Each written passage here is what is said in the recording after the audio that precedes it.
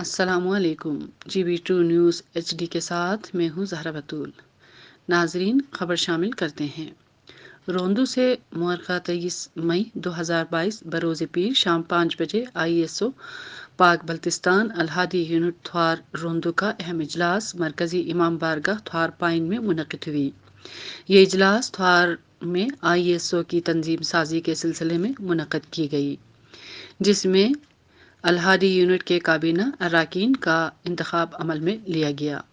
نو منتخب اراکین میں سہراب علی صدر، مرتضیٰ نائب صدر، مطہر حسین جنرل سیکریٹری، میثم عباس ڈپٹی جنرل سیکریٹری، وزیر نزاکت سیکریٹری فائنانس، حاجت علی deputy secretary finance, Altaf Hussain secretary نشر و اشاعت، وزیر یاسر اسسٹنٹ سیکریٹری نشر و اشاعت، محب انچارج تجمل اور معظم، جبکہ اسکاؤٹس انچارج محمد ثقلین اور علی عواص شامل ہے۔